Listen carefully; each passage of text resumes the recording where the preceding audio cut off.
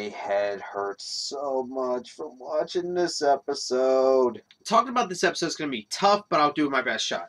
So basically, Starlight Glimmer returns, and basically she has an altered version of Star Sword of Bearded's time travel spell. She ends up going back to the timeline where Rainbow Dash did the Sonic Rain Boom, and Starlight basically stops her from doing it, to the point that it changes the the present time phenomenally. Now remember, guys, this is the present time no matter how many times we go back, so that's one thing you got to keep in mind. And basically, we return to a Sombra-controlled, Equestria. Like, half of Equestria is being taken over by the Crystal Empire, and there's this war going on between Equestria and the Crystal Empire. So Twilight keeps going back in time to try to stop Starlight Glimmer, but, fails in different ways. The idea of the episode is that it follows the idea of the butterfly effect, which, if you don't know, it's like the smallest of events can lead to an alternate of different events. Now, I'm not against this because I have seen the game Until Dawn, and I love that game, but I really don't feel like this episode does the butterfly effect that good, and it's for one simple reason. Normally with a butterfly effect, we see one event change to something else, and it leads to a collection of different events, but then again, there's always a collection of different butterfly effects as well. In this episode, we were focusing on mainly two butterfly effects. Starlight, basically changing the dynamics between the Bullies and Fluttershy and Rainbow Dash, and the Rain Boom not happening. But why would this change the future so dramatically to the point that in one future we have a Sombra, and we have a Crystal Empire / Equestrian War. In another timeline we have, Nightmare Moon back and completely shrouded in darkness. And in another future we have Discord taking over the world. Aren't all of these events supposed to be, in present day? Because if it's present day, that means in Sombra's timeline, Nightmare Moon, Discord, and Chrysalis never appear.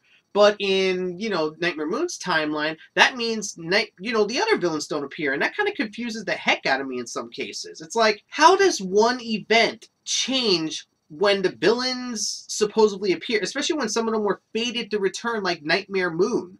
Or, other stuff like that. It's really confusing. I feel like this is a very confusing butterfly effect. I know some people like the butterfly effect idea for this episode. Me, personally, I think it's way too confusing for me to get behind.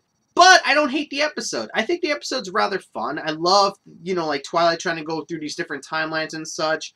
Her trying to fix it and then trying to show Starlight Glimmer the error of her ways. And even, having Starlight learn her lesson and even allowing her to basically be friends with her friends. That's cool. I like that. And I especially love the end song. But if I'm being honest, I like the episode for what it is, especially with Starlight Glimmer. Oh my god, is she a great villain?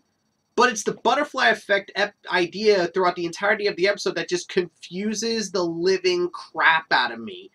I don't hate this episode, but because of how confusing the butterfly effect is, to the point that I'm just kind of like, this is a lot of changes for just one event, and there are a freak ton of timelines for just one event. I don't know, I just find it to be a little on the nose, at least for a first impression. Overall, I think the episode is okay. I like it. I do like the episode for what it is, and I especially love how evil Starlight was, especially the ending part.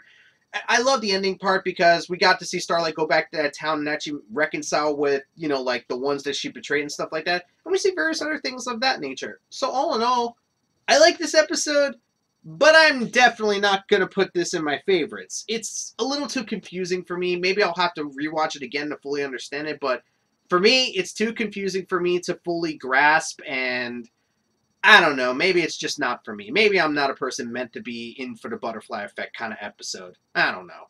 And that's my speed impressions on the Cutie Re-Mark.